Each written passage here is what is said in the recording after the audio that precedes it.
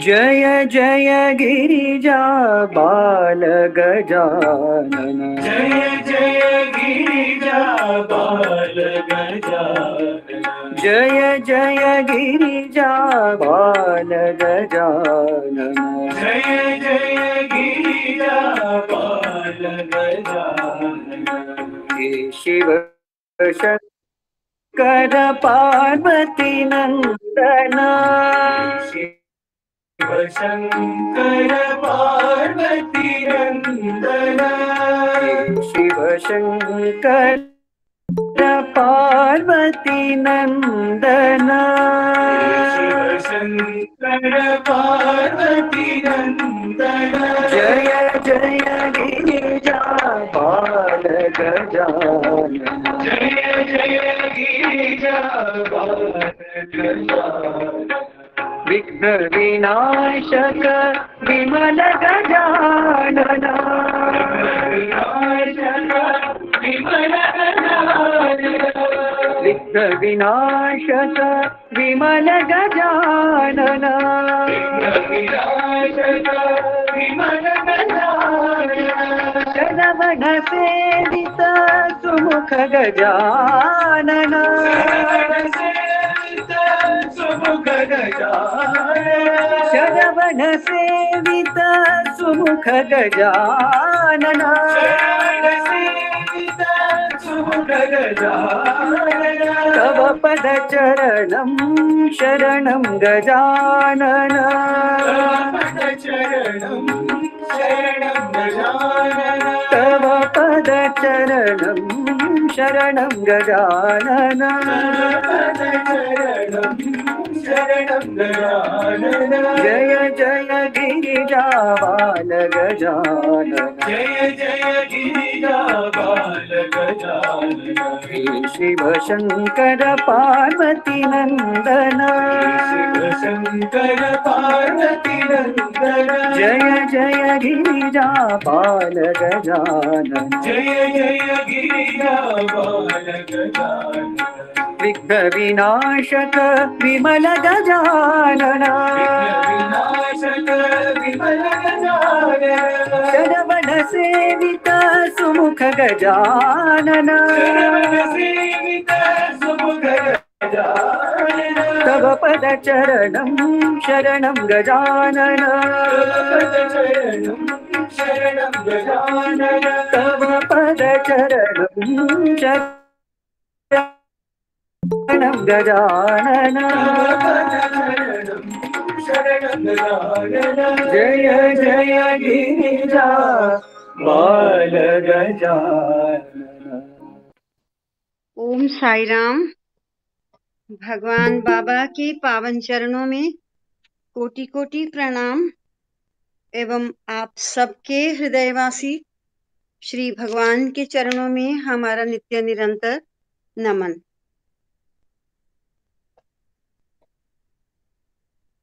इन दिनों लगातार हम श्री सूक्तम का पाठ कर रहे हैं और हम सब मिलकर करेंगे पाठ तो ऊर्जा ही बहुत अधिक बनेगी, जिससे सुख शांति घर में परिवार में चारों ओर होगी। तो आप जरूर इस टाइम अपनी पुष्पांजलि साथ साथ आप भी दोहराते रहें, फिर बाद में अच्छे से प्रैक्टिस कर लेंगे इसको।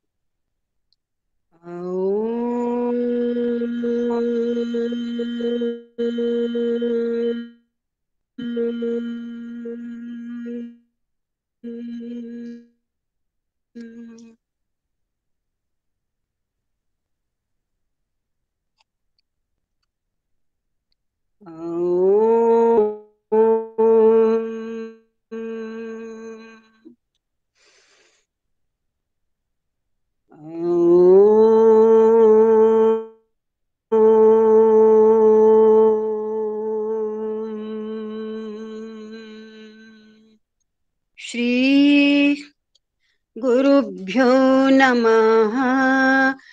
हरि ओम। गणानां त्वा गणपतिगुं हवामहे कविं कवीनामुपमश्रवस्तमम् ज्येष्ठराजं ब्रह्मणस्पत आनः शृण्वन्नोतिभिः सीद सादनम् प्रणो देवी सरस्वती वाजेभिर्वाजिनीवती धीनामवित्रयवतु गणेशाय नमः सरस्वत्यै नमः।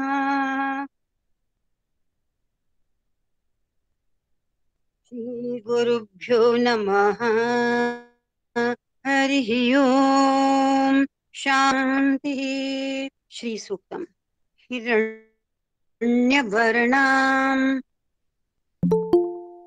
हिरण्यवर्णां हरिणीं सुवर्णरजतस्रजां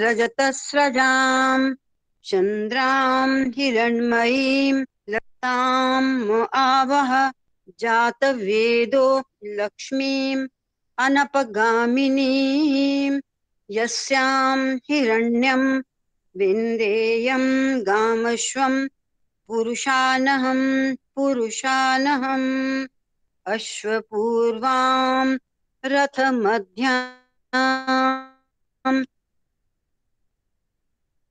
हस्तिनाद प्रबोधिनीं श्रियं देवीम् उपह्वये श्रीर्मां देवी जुषताम् श्रीर्मां देवी जुषताम् कां सुस्मितां हिरण्यप्राकारामार्द्रां ज्वलन्तीं पद्मवर्णां ताम् इहोपह्वये श्रियं चन्द्रां प्रभासां यशसा ज्वलन्तीं श्रियं लोके देवजुष्टामुदारां तां पद्मिनीमीं शरणमहं प्रपद्ये अलक्ष्मीर्मे नश्यतां त्वां वृणे आदित्यवर्णे तपसोऽधिजातो वनस्पतिस्तव वृक्षोऽथ बिल्वः तस्य फलानि तपसानुदन्तु उपैतु मां देवसखः कीर्तिश्च मणिना सह प्रादुर्भूतोऽस्मि राष्ट्रेऽस्मिन् कीर्तिं रिद्धिं ददातु मे क्षुत्पिपासामलां ज्येष्ठामलक्ष्मीं नाशयाम्यहम् अभूतिम् असमृद्धिं च सर्वां निर्णुद मे गृहात् गन्धद्वारां दुराधर्षां नित्यपुष्टां करीषिणीम् ईश्वरी गुं सर्वभूतानां ताम् इहोपह्वये श्रियम्।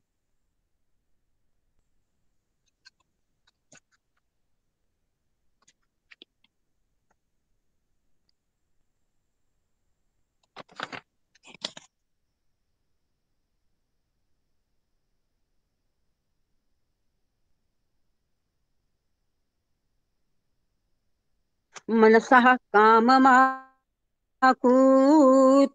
मां यशः कर्दमेन प्रजा भूता मयि सम्भव कर्दम श्रियं वासय मे कुले मातरं पद्ममालिनीम् आपः सृजन्तु स्निग्धानि चिक्लीतवस मे गृहे निच देवीं मातरं श्रियं वासय मे कुले आर्द्रां पुष्करिणीं पुष्टिं पिङ्गलां पद्ममालिनीं चन्द्रां हिरण्मयीं लक्ष्मीं जातवेदो म आवह आर्द्रां यः करिणीं यश्रीं सुवर्णां हेममालिनीं सूर्यां हिरण्मयीं लक्ष्मीं जातवेदो म आवह ताम् आवह जातवेदो लक्ष्मीं मनपगामिनीं यस्यां हिरण्यं प्रभूतं गावो दास्यो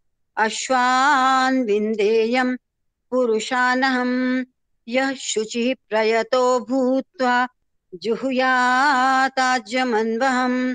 श्रियः पञ्चदशर्चं च श्रीकामः सततं जपेत्। पद्मानने पद्म ऊरु पद्माक्षि पद्मसंभवे। त्वं मां भजस्व पद्माक्षि येन सौख्यं लभाम्यहम्। अश्वदायी गोदायी धनदायी महाधने धनं मे जुषतां देवी। सर्वकामांश्च देहि मे। पुत्र पौत्र धनं धान्यं हस्त्यश्वादिगवे रथं। प्रजानां भवसि माता आयुष्मन्तं करोतु माम्।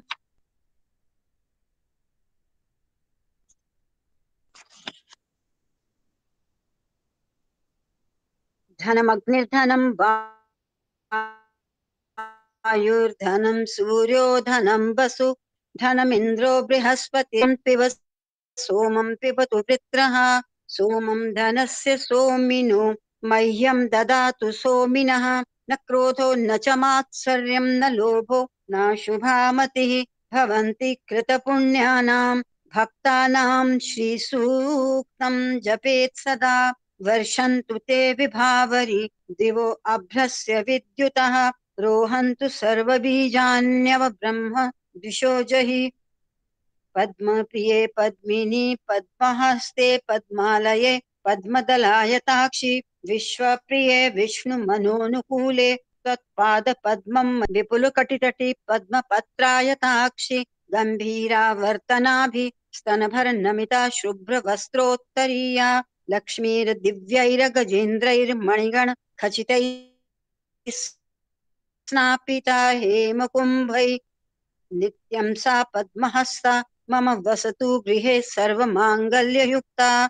लक्ष्मीं क्षीरसमुद्रराजतनयां श्रीरङ्गधामेश्वरीं दासीभूतसमस्तदेववनितां लोकैकदीपाङ्कुरां श्रीमन्मन्दकटाक्षलब्धविभव ब्रह्मेन्द्र गङ्गाधरां त्वां त्रैलोक्यकुटुम्बिनीं सरसिजां वन्दे मुकुन्दप्रियां। सिद्धलक्ष्मीर्मोक्षलक्ष्मीर् जय लक्ष्मी सरस्वती श्रीलक्ष्मीर्वरलक्ष्मीश्च प्रसन्ना मम सर्वदा।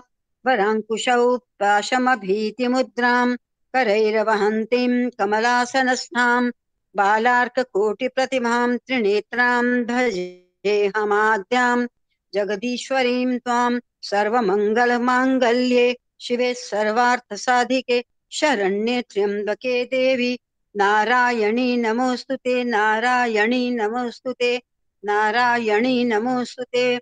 सरसिजनिलये सरोजहस्ते धवलतरांशुक गन्धमाल्य शोभे भगवती हरिवल्लभे मनोज्ञे त्रिभुवन भूतिकरी प्रसीद मह्यम्।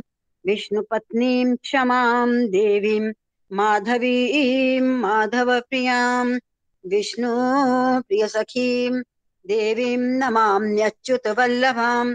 महालक्ष्मी च विद्महे विष्णुपत्नी च धीमहि तन्नो लक्ष्मीः प्रचोदयात्। श्रीवर्चस्यमायुष्यम् आरोग्यम् आविधात् पवमानं महीयते। धनं धान्यं पशुं बहुपुत्रलाभं शतसंवत्सरं दीर्घमायुः। ॐ शान्तिः शान्तिः शान्तिः। ॐ यदक्षरपदभ्रष्टं मात्राहीनं तु यद्भवेत् तत्सर्वं क्षम्यतां देव नारायण नमोऽस्तुते। विसर्गबिन्दुमात्राणि पदपादाक्षराणि च न्यूनानि चातिरिक्तानि क्षमस्व साईश्वर।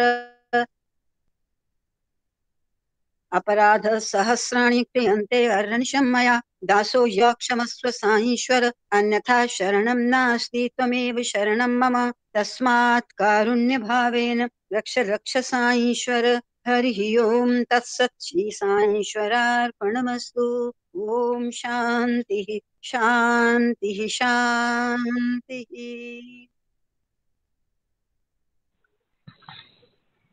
ओम श्री साई राम। भगवान बाबा के चरणों में मेरा कोटि कोटि प्रणाम। वे आप सबको भी मेरा साई राम।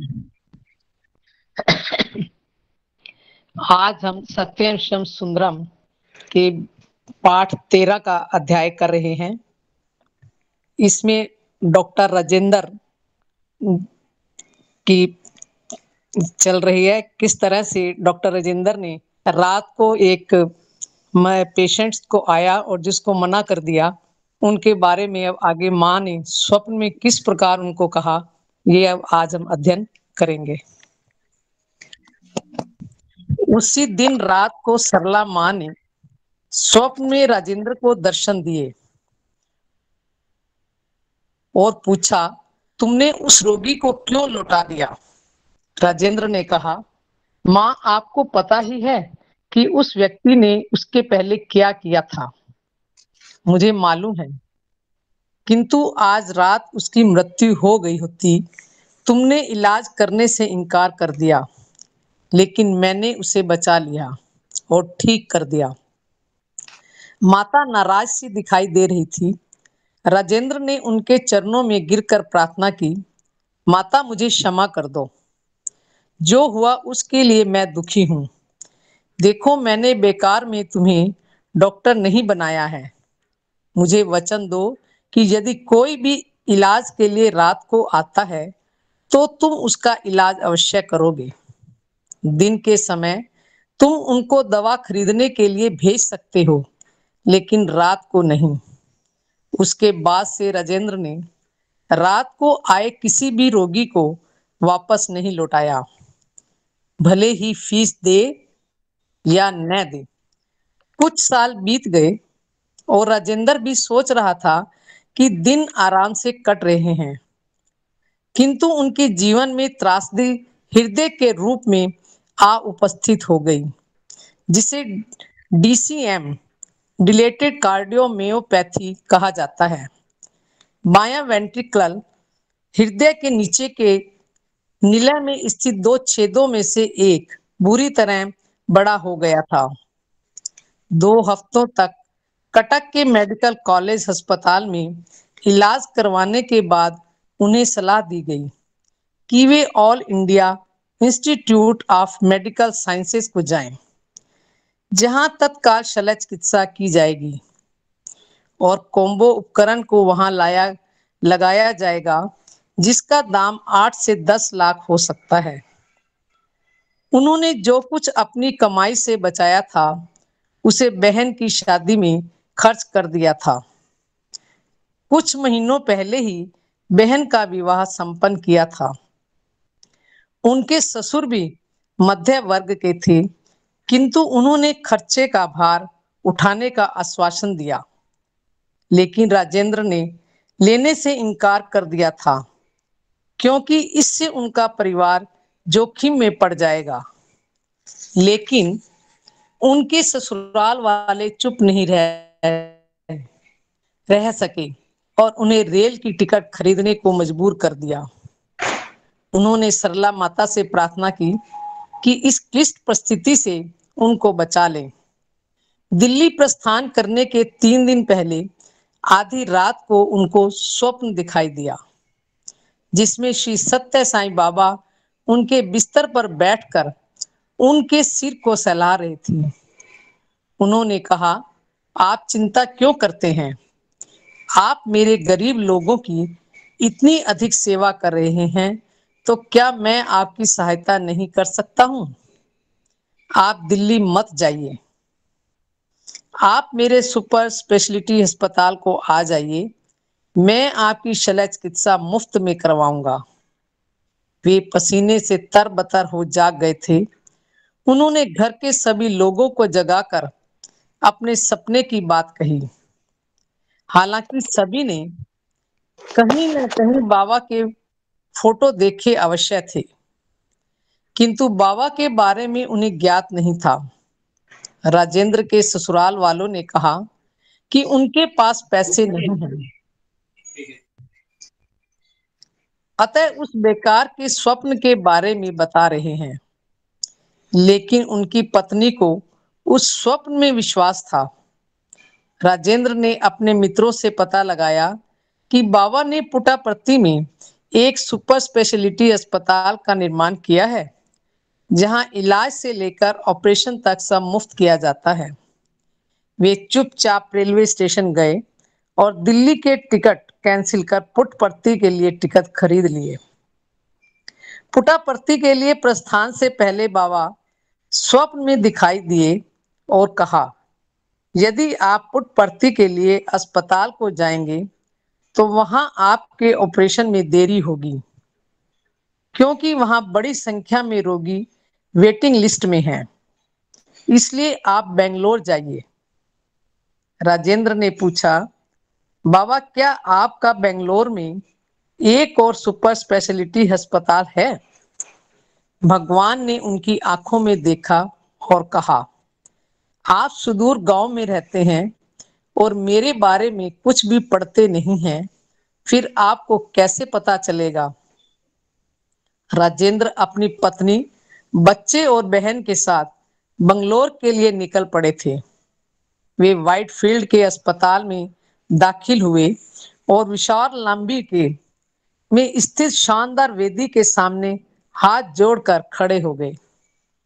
उनका मन कह रहा था कि उनका जीवन भगवान के हाथों में है, और इस विचार से उनकी सारी व्याकुलताएं खत्म हो गई हैं। उन्हें पी के घोष नामक डॉक्टर से भेंट करने को कहा गया, जो कार्डियोलॉजी के हेड ऑफ द डिपार्टमेंट थे। अपने सभी रिपोर्टरों कागजों के साथ उनसे मिलने का निर्देश मिला। पूरी तरह से जांच करने के बाद उन्हें 3 दिन बाद भर्ती होने के लिए आने को कहा गया। इसी बीच दूसरे ही दिन भगवान परती से वाइल्डफील्ड आ पहुंचे थे। उनकी पत्नी और बहन ने समझा कि यह आश्चर्यजनक संयोग है, लेकिन राजेंद्र ने कहा कि यह संयोग नहीं है। उन्हें पता था कि बाबा कोई और नहीं है, अपितु उनके साथ रहने वाली सरला माता ही है, जो हमेशा उनके साथ रहती हैं। वृंदावन में भगवान के दर्शन से उनका हृदय आश्वासन से भर गया। उनका ऑपरेशन शल्य चिकित्सा कुछ दिनों में कर दी गई और 1 हफ्ते बाद उन्हें डिस्चार्ज कर दिया गया।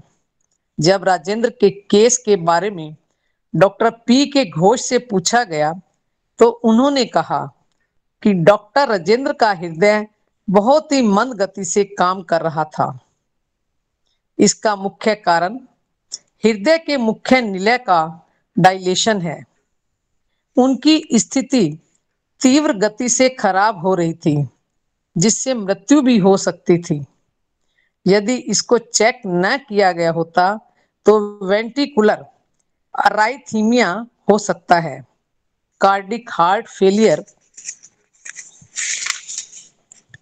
और आकस्मिक कार्डिक मृत्यु से बचाने के लिए आईसीडी एक कीमती उपकरण, जिसमें एंटी हार्ट फेलियर फंक्शंस हैं, को डिफाइब्रिलेटर को प्लांट प्रत्यारोपित किया गया। उस उपकरण की कीमत 5 लाख है।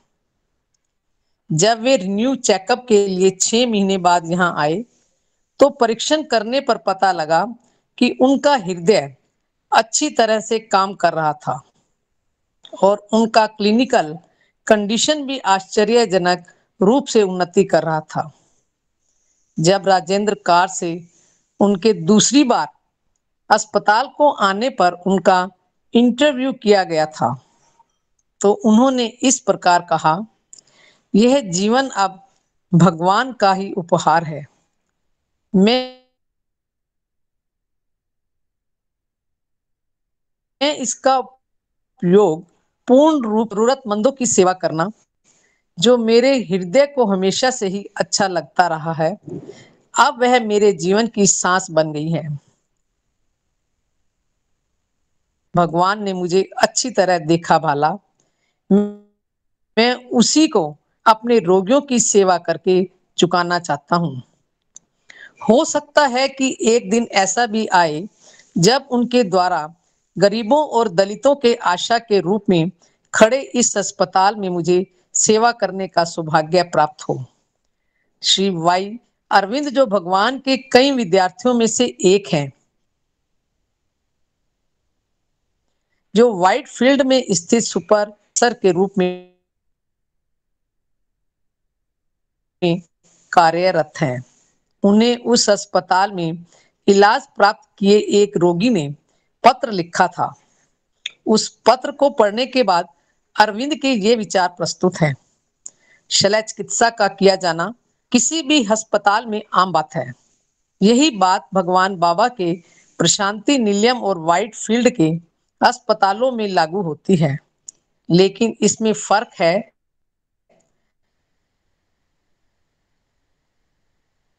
वह यह है कि शल्य चिकित्सा यहाँ पर मुफ्त में की जाती है।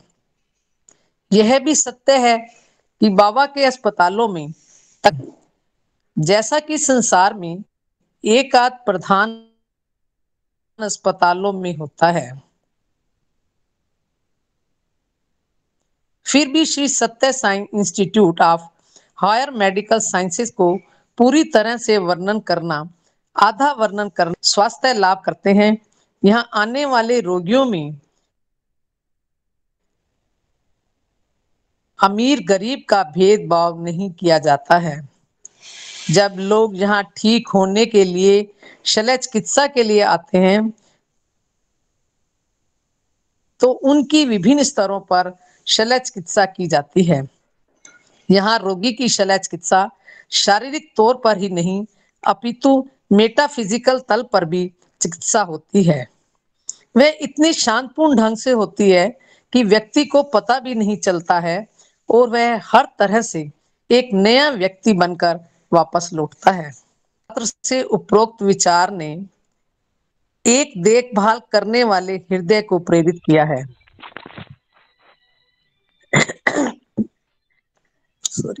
कुछ और उदाहरण हैं जो उस अज्ञात पत्र से उपरोक्त विचार ने एक देखभाल करने वाले हृदय को प्रेरित किया है। अपनी कृतज्ञता को प्रकट करने के लिए हमेशा अवसर प्राप्त नहीं होता है, लेकिन मैं भाग्यशाली हूँ जिसे हार्दिक कृतज्ञता को प्रकट करने का अवसर प्राप्त हुआ। मेरे माता पिता हमेशा कहा करते थे कि व्यक्ति को अपने जीवन में प्राप्त होने वाली हर चीज के प्रति कृतज्ञ होना चाहिए, लेकिन मुझे नहीं मालूम कि मैं कैसे इस स्वास्थ्य को प्रदान करने वाले मंदिर के प्रति अपनी कृतज्ञता ज्ञापन करूं, जिसने मुझे एवं मेरे परिवार को नई जिंदगी प्रदान की है, एक नई आशा और एक नया विश्वास प्रदान किया है। मैं एक एकेडमिक हूँ और यदि मेरा पत्र कक्षा में दिए जाने वाले भाषण की तरह लगे तो मैं क्षमा प्रार्थना करता हूँ। पुरानी आदतें जल्दी से समाप्त नहीं होती हैं और मैं 45 साल का हूँ। व्हाइट फील्ड के अस्पताल में आने के पूर्व में नास्तिक था। मैं ईश्वर में विश्वास नहीं करता था। मैं विश्वास करता हूँ और विश्वास करूंगा कि मनुष्य की उत्पत्ति विकास क्रम में हुई है, लेकिन पहले मुझे पता नहीं था कि उसके अस्तित्व के पीछे एक शक्ति भी है। इस संसार में घटने वाली हर घटना के पीछे वैज्ञानिक व्याख्या भी रहती है।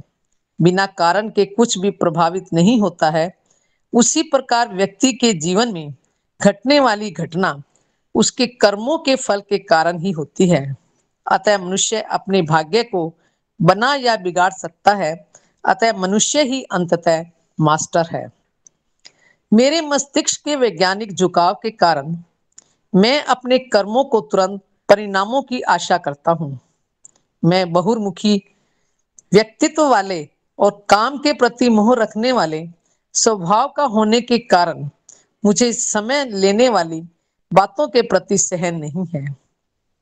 मेरे लिए कर्म सिद्धांत, पुनर्जन्म पुनर्जन्म और उस प्रकार के दार्शनिक विचार कुछ लोगों द्वारा व्यक्त की गई भ्रामक बातें हैं, जो अपनी वास्तविकता को खो देना पसंद करते हैं। वे कुछ तलों पर अपनी वास्तविकता को खो देते हैं, जो उन्हें उनके अस्तित्व के दुख से दूर ले जाता है। अपनी वर्तमान कमियों को अतीत में ले जाने का एक उपाय है, जिनके बारे में उन्हें कोई ज्ञान नहीं है। मैं उस प्रकार की सुविधाजनक दार्शनिकता को स्वीकार नहीं कर सकता हूं। मेरे लिए तो विज्ञान के पास सभी प्रश्नों के उत्तर हैं। विज्ञान के पास उन प्रश्नों के भी उत्तर हैं जो तर्क से गलत हैं। लेकिन एक दिन सब कुछ बदल गया। मेरे 40वें जन्मदिन के समय मुझे छाती में अचानक दर्द उठा। मैंने फौरन आराम किया और दर्द दब गया। जब मैं एक कार्डियोलॉजिस्ट को दिखाने गया तो उसने कहा कि मुझे छोटा सा दिल का दौरा पड़ा था, लेकिन यह हृदय को खराब कर सकता था। मुझे पता था कि कोरोनरी हार्ट डिसीज से बचा जा सकता है, लेकिन मेरी आदतें भी कुछ ऐसी ही हैं और खान पान भी ऐसा है कि इससे बचाव नहीं किया जा सकता है। मुझे मांस खाने में आनंद आता था और मैं यह जानते हुए भी कि मेरे द्वारा तैयार किए जाने वाले खाद्य पदार्थ चर्बी की मात्रा को बढ़ा सकते हैं, मेरी धमनियों में चर्बी या वसा की मात्रा बढ़ा सकते हैं। मैंने खान पान पर नियंत्रण नहीं रखा, यह जानते हुए कि मेरा लीवर उतने भारी खान पान को हजम नहीं कर सकता है। मैं शराब भी पीता था और अपने पेट की पाचन शक्ति पर गर्व करता था। मैं पूर्ण विनाश के मार्ग पर था, लेकिन मैं इसे दूसरी तरह से देखना पसंद करता था। डॉक्टरों ने मुझे मेरी हालत का बहुत ही दुखद स्थिति का ज्ञान कराया था।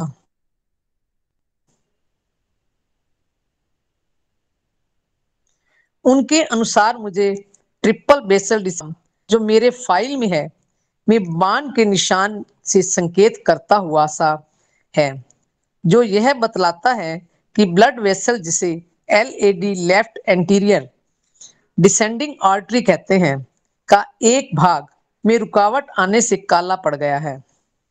उससे भी बढ़कर चेतावनी यह है कि यह 90% है। मैं ऑनलाइन पर पहुंचा और कुछ पढ़ा। मुझे यह जानकर धक्का लगा कि LAD को द विंडो मेकर कहा जाता है। मैं शादीशुदा हूं, पत्नी और 2 बच्चे हैं मेरा उनके साथ अन्याय करने का कोई हक नहीं है। लड़के अब भी पढ़ रहे हैं और मेरी पत्नी भी कमाऊ स्त्री है। मेरे परिवार की यह जानने के बाद मैंने अपनी पिछली जिंदगी की ओर उद्विग्न होकर देखा। मुझे अपने वैज्ञानिक एवं तर्क संगत अमोघ सोचने की शक्ति पर गर्व रहता था, लेकिन स्पष्ट और जोर से कहे जाने वाले संदेशों के प्रति जो मुझे निरंतर भेज रहे थे, के प्रति उपेक्षा का भाव बनाए रखा। वाइल्डफील्ड के सुपर रहे हैं। मेरा हृदय अभी भी धड़क रहा है। मेरी छाती की हड्डियों, पसलियों को अच्छी तरह से कसकर बांधे गए टिटानियम स्टील के तार भी सही तरह से हैं। मेरी जेब में नाइट्रोग्लिसरीन टैबलेट्स हैं। मेरे सेल फोन में इन केस ऑफ इमरजेंसी, आपातकालीन स्थिति में, के नाम पर मेरे बड़े बेटे का फोन नंबर दर्ज किया हुआ है और लोकल स्थानीय एम्बुलेंस का नंबर भी दिया हुआ है। मेरी इस स्थिति के लिए मुझे स्वयं को दोष देना चाहिए, लेकिन बाबा के अस्पताल में जो कुछ भी हुआ, उसमें से संप्रति के एक बदला हुआ इंसान हूं। एक अन्य अस्पताल में रोग की पहचान के साथ मुझे जो बिल मिला, उसके अनुसार मुझे रुपए 3 लाख खर्च करना था। यदि मैं जिंदा रहना चाहूं तो मुझे यह भी बताया गया है कि कोरोनरी आर्टरी बाईपास ग्राफ्ट केवल अस्थायी उपशमन प्रदान करेगा। यह रोग बढ़ने के मार्ग पर है और यह लाइलाज है। जिस शरीर के खून में कुछ निश्चित मात्रा तक चर्बी जम चुकी है वह शीघ्रता से हटा या कम किया नहीं जा सकता है। विज्ञान केवल उतना ही कर सकता है। मैं विकल्प के लिए सोचने लगा। मेरे बड़े बेटे ने हाल ही में 12वीं कक्षा की परीक्षा समाप्त की थी। अपनी कक्षा में सर्वोच्च स्थान पर रहने के कारण वह विदेश जाना चाहता था। यहाँ ऊंची पढ़ाई कर सके। भाग्य की विडंबना देखिए, वह डॉक्टर बनना चाहता था। मैंने घर का ऋण, कार का ऋण ले रखा था। हर ऋण को अदा करने के लिए हमारे वेतन का अधिकांश भाग खर्च हो जाता था। मुझे उसकी पढ़ाई के लिए धन की आवश्यकता थी। उसने इतनी प्रगति दिखाई कि उसकी उच्च शिक्षा के लिए विदेश न भेजना उसके प्रति अपराध करना ही होगा। मेरी समझ में नहीं आ रहा था कि मैं क्या करूं। मैं यहां स्वीकार करता हूं कि मैंने अपने जीवन में पहली बार ऊपर की ओर देखा और चमत्कार के लिए प्रार्थना की। मैं अपने जीवन में उस बिंदु पर पहुंच गया जहां पर मानवीय प्रयत्न अपने अंत को पहुंच चुके होते हैं। केवल अलौकिक शक्ति ही मुझे बचा सकती है। ऐसे समय में मैं अपने एक बचपन के दोस्त से जा मिला। मैं इसे संयोग की बात नहीं कहूंगा। हम दोनों ने कॉलेज की पढ़ाई मिलकर की। उसके बाद हमारे मार्ग अलग हो गए।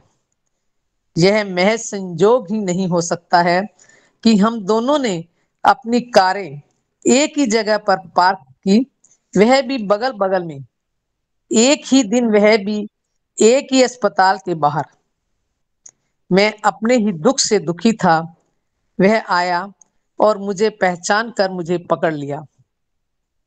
हम दोनों बातें करने लगे और बातों ही बातों में मैंने अपनी बात रोगग्रस्त शरीर की स्थिति के बारे में बतलाया। उसने मुझे तत्क्षण अपने घर बुलाया। मैं फिर इसी संयोग की बात नहीं कहूंगा कि वह हाल ही में हैदराबाद आ गया था और मेरे घर से केवल 20 मिनट की दूरी पर उसका घर था। मैं उसके घर का प्रवेश द्वार पार करके ज्यों ही अंदर कमरे में आया, वहां दीवार पर भगवान के आदम कद का चित्र टंगा हुआ था। यहीं पर मैंने सबसे पहले भगवान से भेंट की थी। मेरा मित्र श्री सत्य साई सेवा समिति का सदस्य है और उसने मुझे स्वामी के सुपर स्पेशलिटी अस्पतालों के बारे में जानकारी दी थी।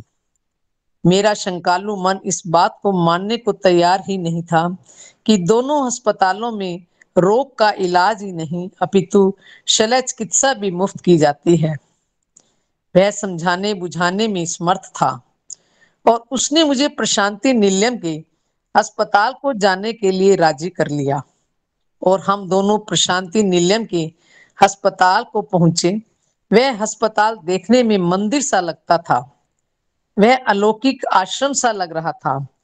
पूर्ण रूप से सही ढंग से सुनियोजित एवं टाइम टेबलों, समय सारणियों का अनुसरण करने वाला तथा कल्पना से परे अद्भुत, रमणीय और सुविधाओं से पूर्ण था। चूंकि वहां पर मुझसे आगे कई रोगी वेटिंग लिस्ट प्रतीक्षा की सूची में थे, अतः मुझे व्हाइटफील्ड जाने के लिए कहा गया।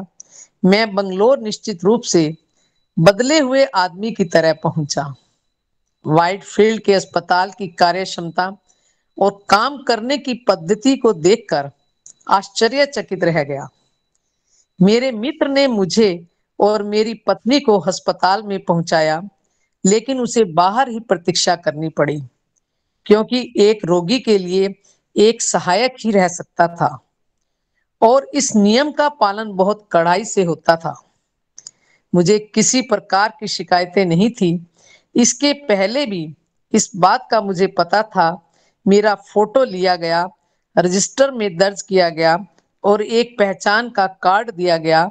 आउट पेशेंट वार्ड में भी कोई देरी नहीं हुई।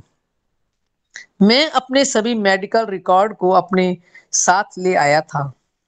डॉक्टरों ने टेस्टों को फिर से किया और रोग की पहचान की पुष्टि की, लेकिन मेरी हालत उतनी गंभीर नहीं थी जैसा कि मुझे हैदराबाद में बताया गया था। कि मैं जिन मेडिकल इंस्टीट्यूशंस में पहले गया था उनके नाम यहाँ बतलाना नहीं चाहूंगा, क्योंकि स्वामी को दूसरों की निंदा करना पसंद नहीं है। मैं संप्रति साईं के साहित्य के गहन अध्ययन में रत हूँ। मुझे इस बात का दुख है कि मैं पहले ही क्यों नहीं उनके पास गया था। मैं अपनी कहानी पर फिर पीछे लौटता हूँ। मुझे कॉल लेटर द्वारा बतलाया गया कि व्हाइटफील्ड के अस्पताल में कब भर्ती होना है और शल्य चिकित्सा करवानी है। तब तक मुझे अपनी स्थिति को दवाइयों के आधार पर ही स्थिर बनाए रखना था। मुझे कुछ ही महीनों में बुलाया गया और शल्य चिकित्सा भी कर दी गई। बाद में मैंने आईसीयू में अपनी आंखें खोली तो पाया कि मैं स्पोर्ट इक्विपमेंट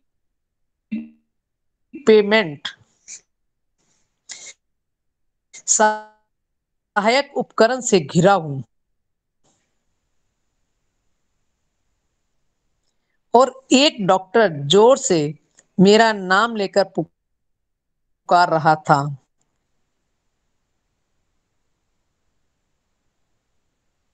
मेरे मन में पहले मैं जीवित हूं।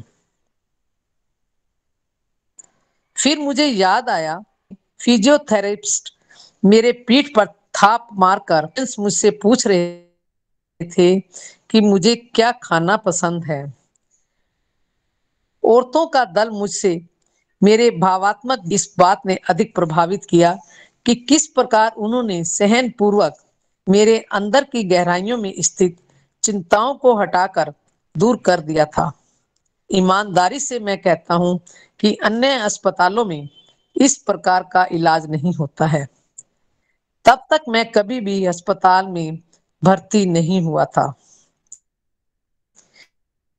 मुझे डिस्चार्ज करने के दिन मैं अपनी पत्नी के साथ सेंट्रल लॉबी में डोम के नीचे खड़ा था, जो हमसे बहुत ऊंचाई पर था, और हमने भगवान से प्रार्थना की जिन्होंने मुझे नया जीवन प्रदान किया। भगवान बाबा ने कहा था, विज्ञान केवल आधी गोलाई है जिसे आध्यात्मिकता पूर्ण करती है। मैंने 2 स्कोर और कुछ वर्ष जीवन बिताया और आधी गोलाई से ही तृप्त रहा। सौभाग्य से वह गोलाई अब मेरे लिए पूर्ण हो गई है। पहले मैं नास्तिक था, किंतु अब आस्तिक हो गया। मैं भगवान में विश्वास करता हूं और मेरे लिए श्री सत्य साईं बाबा भगवान हैं। डॉक्टर मिटसेल क्रुकोफ, जो यूएसए के नॉर्थ कैरोलिना में ड्यूक यूनिवर्सिटी के कार्डियोलॉजी के प्रोफेसर हैं, ने भगवान सत्य साईं बाबा के बारे में अपनी वापसी उड़ान में सन 1889 में पहली बार सुना था, जब वे कार्डियोलॉजी सोसाइटी ऑफ इंडिया द्वारा कोरोनरी आर्टरी डिसीज पर आयोजित कॉन्फ्रेंस में भाग लेने आए थे। यह संयोग की बात नहीं थी, पर भगवान द्वारा बनाई गई योजना थी कि मिस्टर गैरी ब्लेज और डॉक्टर मिशेल क्रुकोफ एक ही हवाई जहाज में बगल बगल में बैठे हुए थे और पहली बार उन्होंने आपस में बातचीत की थी। ब्लेज, जो प्रशांति निलयम से लौट रहे थे, बहुत अधिक उत्साहित थे। बाबा सुपर स्पेशलिटी अस्पताल की स्थापना के बारे में बताया था, जहां कार्डिक और अन्य शल्य चिकित्साएं मुफ्त में की जाती हैं। बाबा ने ब्लेज से यह भी कहा था कि वे किसी ऐसे पाश्चात्य कार्डियोलॉजिस्ट की तलाश करें जो हाई टेक मेडिकल प्रैक्टिस और उपकरणों से परिचित हो। जो नए अस्पताल के ऑपरेशन संबंधी बोर्ड ऑफ डायरेक्टर्स से शामिल हो सके।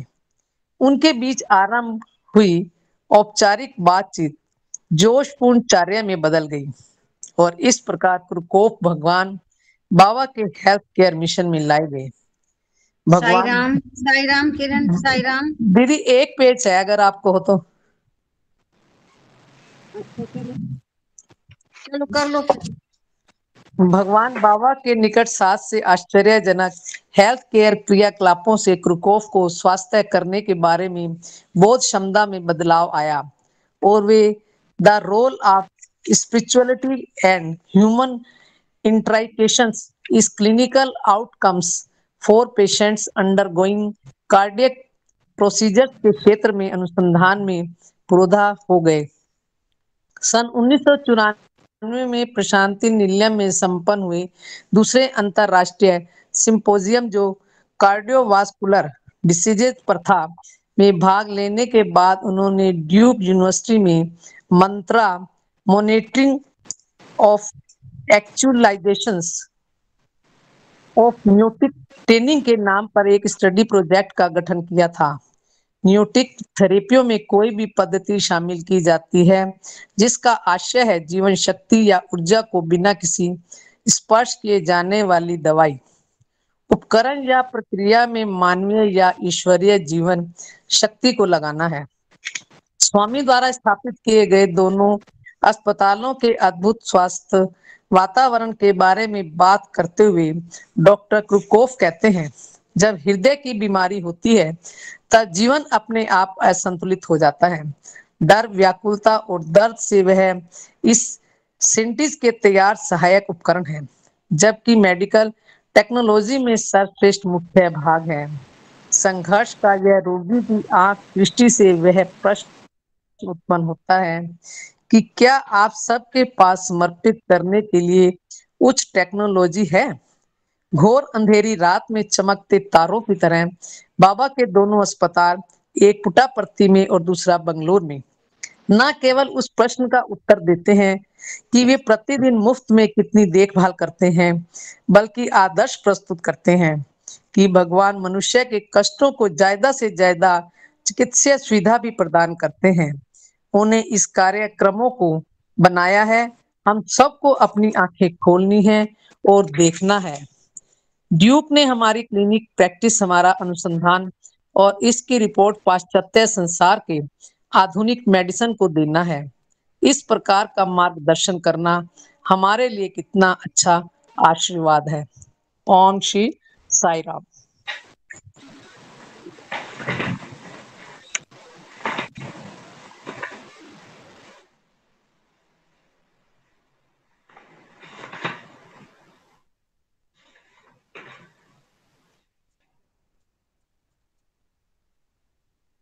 साई राम डॉक्टर साहब, आप कीजिए शुरू।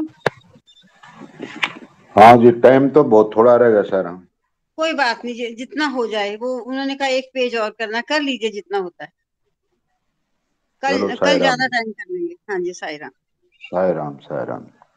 भगवान बाबा के दिव्य चरणों में मेरा कोटिशय प्रणाम और उपस्थित सब भक्तजनों के हृदयवासी भगवान को साई राम।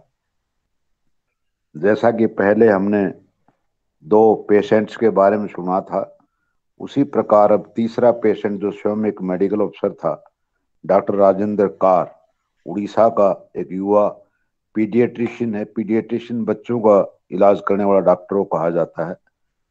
वो भी एक बहुत गरीब घर से में पैदा हुए थे। पिता एक किसान थे, बड़ा भाई जो है वो एक दर्जी का काम करता था, लेकिन वो बड़ा इंटेलिजेंट था, पढ़ाई में होशियार था।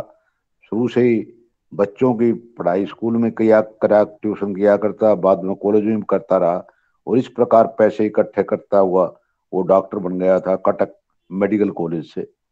और वहां से उसकी उन पर भगवान भागवती की सरला माँ, जिसका नाम वो देते हैं माता को, उनकी बहुत कृपा रही है।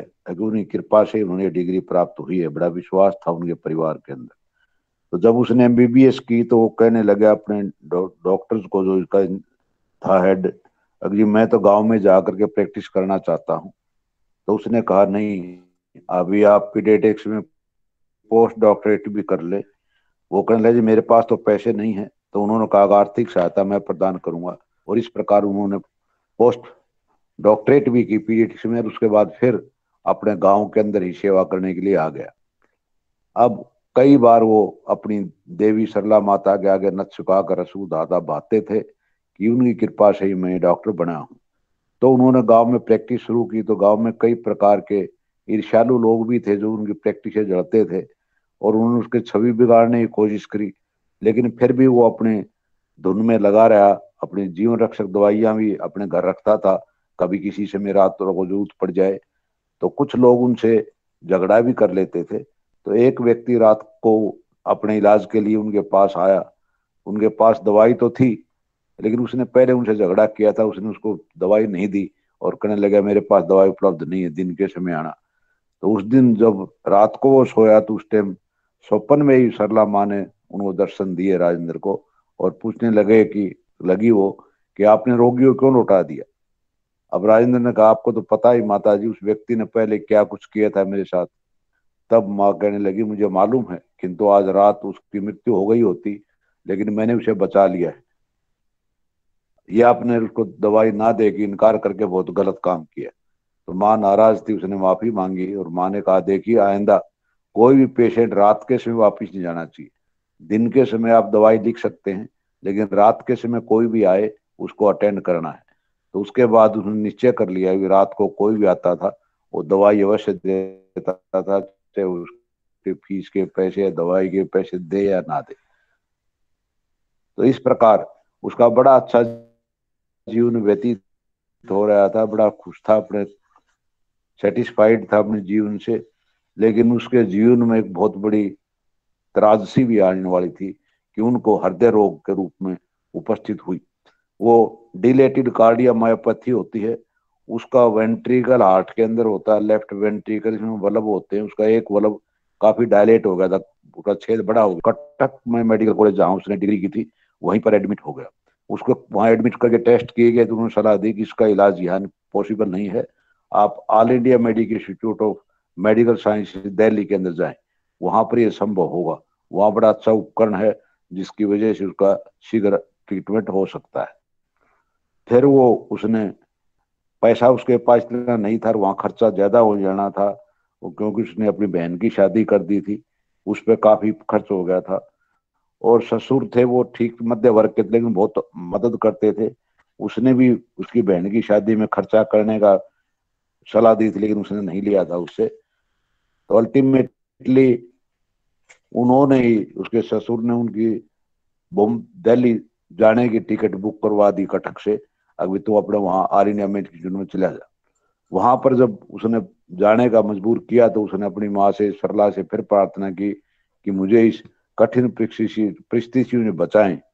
तो दिल्ली जब प्रस्थान करने उसके 3 दिन रहे थे, उसी समय भगवान सत्य साईं बाबा उनके स्वप्न में आए, उनके बिस्तर पर बैठे हुए दिखाई दिए, और उन्होंने कहा आप चिंता क्यों करते हो, आप जब मेरे गरीब लोगों की इतनी अधिक सेवा कर रहे हो। देखिए भगवान बाबा तो ये चाहते हैं कि हर गरीब के अंदर मैं ही बसता हूँ, अगर तुम इतनी सेवा कर रहे हो तो मैं आपकी सहायता क्यों नहीं कर सकता। तुम दिल्ली मत जाइए, आप स्पेशलिटी हॉस्पिटल में, मेरे सुपर स्पेशलिटी हॉस्पिटल में आ जाइए, वहां पर आपकी शल्य चिकित्सा मुफ्त करूंगा, कोई पैसा नहीं लगेगा। वो ये बातें सुन के अजीब उसको लगा, पसीने से तरबतर हो गया, उठ गया अचानक, और अगले दिन सारों घर वालों को बताया अपनी सपने की बात। लेकिन उनके ससुर वगैरह जो सुराव रहे थे कहने नहीं, ज्यादा खर्च को डरने की वजह से तो इस तरह की बातें बनाने लग गया। लेकिन उसकी पत्नी को तो पूरा विश्वास था कि वो स्वप्न बिल्कुल सच था। उसने फिर राजेंद्र डॉक्टर तो था ही, उसने और डॉक्टरों से पता लगा कि इस प्रकार का कोई पुट्टापर्थी में अस्पताल है। उन्हें पता लगा कि हाँ बाबा का हॉस्पिटल है, वहां फ्री इलाज होता है।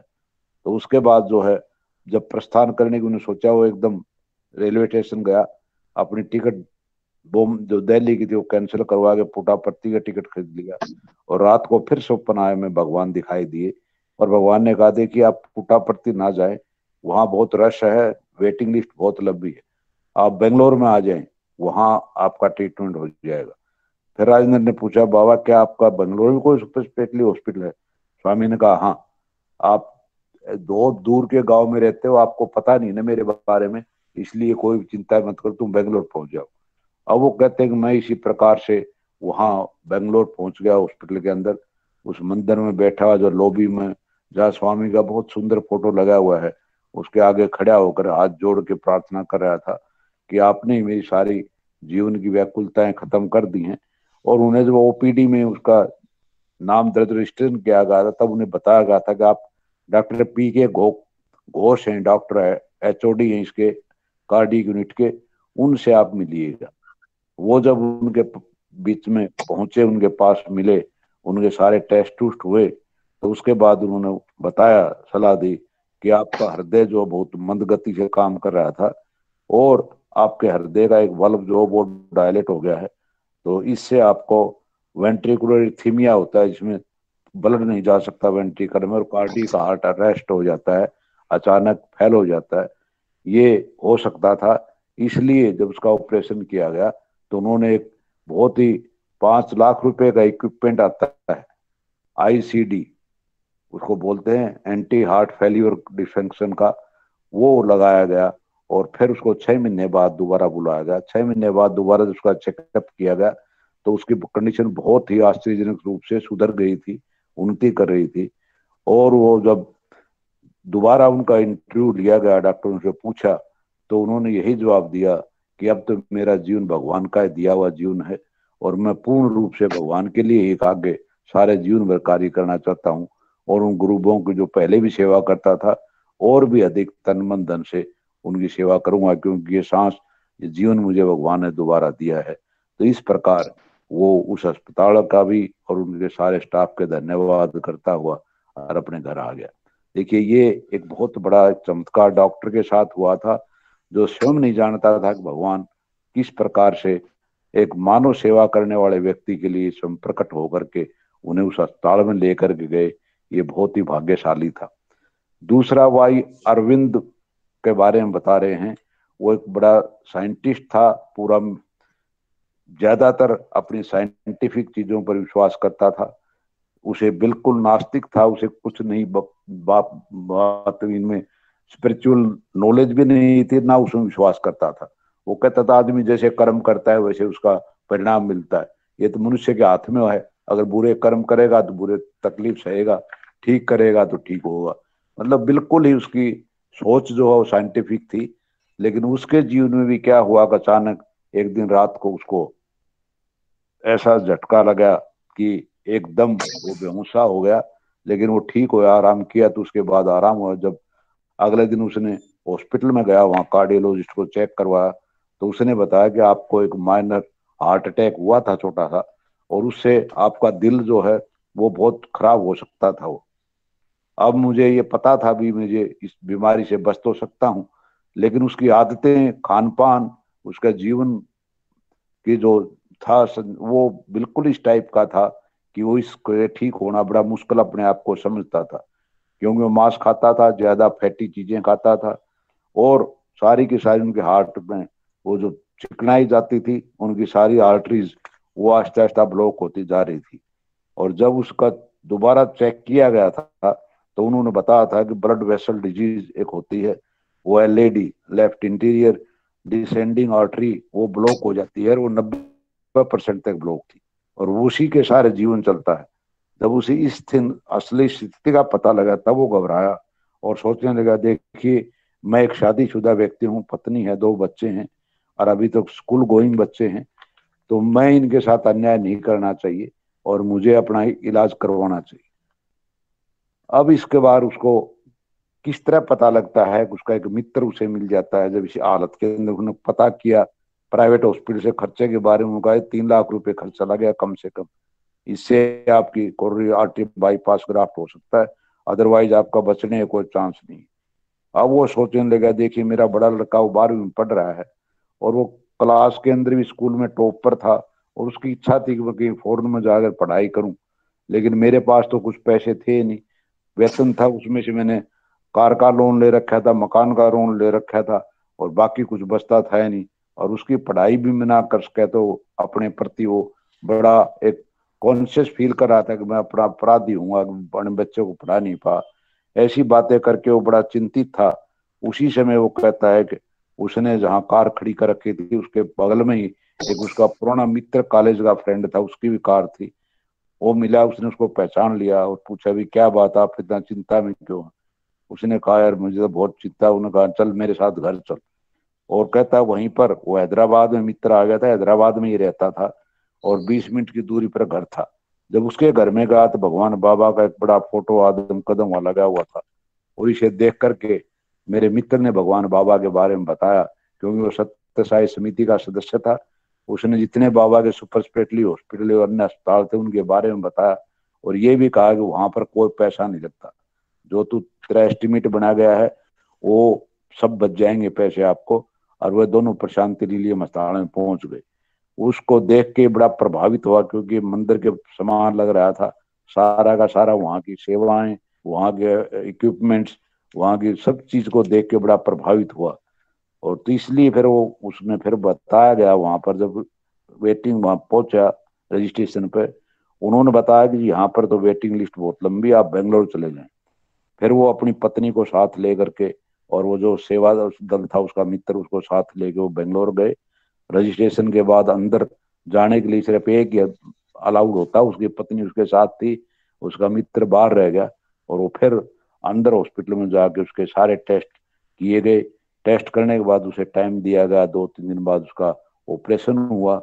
और उसके बाद जब आईसीयू में आया तो उसने आंखें खोली तो वो बड़ा हैरान था एकदम। देखता क्या है कि उसका नाम भी पुकारा जा रहा था, और वो अपने आप को जिंदा समझ के भगवान बाबा का बड़ा धन्यवाद दिया। और जो फिजियोथेरेपिस्ट उसके पीछे कमर पर आहिस्ता आहिस्ता दबा रहा था, पर आता था कि उसका बलगम निकल जाए, सांस अच्छी तरह आ जाए, तो वो मुझे पूछने लगी, और डाइटिशियन भी था कि आपको क्या पसंद है। और वहाँ के नर्सिस का और जो डाइटिशियन थे और दूसरा दल था और लेडीज का, वो इतने सहनशीलता से बड़ी प्रेम के साथ बातें कर रहे थे, और उनसे सारी चिंताएं क्या है उनका सारा निवारण भी कर रहे थे, परिवार की पूछ के और पूछ के। वो कहता है ऐसा अस्पताल मैंने नहीं देखा जिंदगी में, जहाँ ट्रीटमेंट तो होता ही होता है, लेकिन इसके साथ साइकोलॉजिकल ट्रीटमेंट इतनी अच्छी प्रकार से होता है। और मैं उसके बाद मुझे डिस्चार्ज किया गया। मैं और अपनी पत्नी फिर उसी लॉबी में आए, डोम के नीचे भगवान का चित्र लगा हुआ है। हमने भगवान की फिर प्रार्थना की, और हम नया जीवन देने के बारे में भगवान का बहुत बहुत धन्यवाद किया। और इस प्रकार से वो कहते हैं मैं जो नास्तिक था मैं पूर्ण रूप से आस्तिक हो गया, और भगवान के अंदर अब मेरा पूरा विश्वास है। और मेरे लिए सत्य साईं भगवान बाबा जो भगवान का रूप है। तो ये दो आज मैं बताना चाहूंगा। आगे जो है वो कल इसको लेंगे। साई राम जी, मैं अपनी वाणी को विराम देता हूँ। साई राम जी, साई राम। हाँ जी, साई राम, साई राम। डॉक्टर साहब आपने बहुत संक्षेप में और सुंदर तरीके से इसको ब्रीफ किया। और कल आप जैसे ग्रुप शुरू करेंगे तभी आप पहले कर लीजिएगा। और मैं सब अपने साई ब्रदर सिस्टर से ये भी रिक्वेस्ट करूंगी कि आप भी बिल्कुल टाइम के साथ ही जुड़ जाइएगा। उसके बाद ही हम पढ़ना शुरू करेंगे, ये खत्म हो जाएगा उसके बाद पढ़ना शुरू करेंगे। ठीक है, बहुत ठीक सुंदर। हाँ जी, ऐसा सुंदर भगवान के जो सानिध्य में जिनको अनुभव हुए, जिनका जीवन ही बदल गया, ये ऐसे सुंदर अनुभव पाकर हम भी अपने आप को बहुत धन्य ही कर रहे हैं। और स्वामी डॉक्टर हैं, और जो भी उनके द्वारा सही होकर वापस जाता है। और जो इस विषय में जो स्वयं डॉक्टर्स थे, पेशेंट्स, स्वामी ने कैसे उनको प्रेरित किया सपने के द्वारा। और खर्चा इतना, इन लोगों का इतना खर्चा होता है, कल भी हम बात कर रहे थे, 4-4 लाख, 5-5 लाख। एक डॉक्टर होने के नाते भी वो लोग असमंजस में हैं कि कैसे इतना पॉसिबल होगा। और एक आम इंसान की तो बात ही क्या, वो तो सोच भी नहीं सकता। तो स्वामी ने, आप सोचिए कैसी भयंकर त्रासदी से मानवता को छुटकारा दिलाने के लिए ये ऐसे मंदिर बनाए हैं, हॉस्पिटल्स के रूप में मंदिर ही बनाए हैं, जहाँ जो भी कोई पेशेंट आता है उसकी शल्य चिकित्सा इत्यादि सभी अंकुर उत्पन्न करके ही वापस भेजती है। यही स्वामी के हर एक एक्टिविटी के पीछे उद्देश्य होता है। ओम साई राम। अब हम सब मिलकर शांति पाठ करते हैं। ओम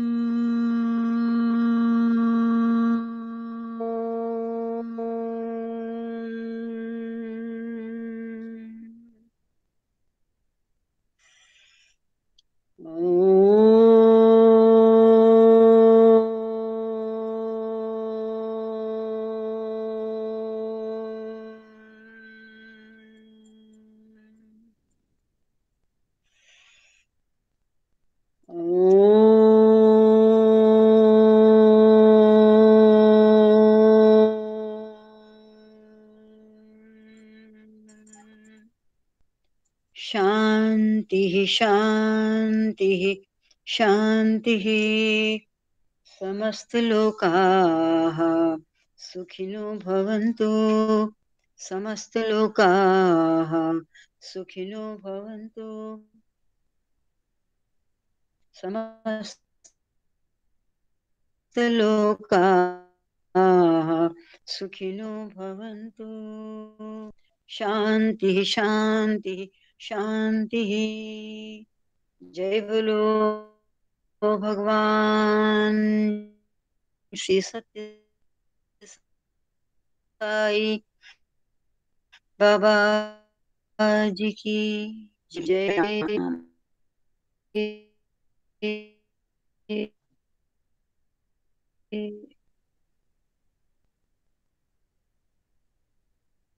ओम शांति। आप सबको सादर सप्रेम साई साई राम।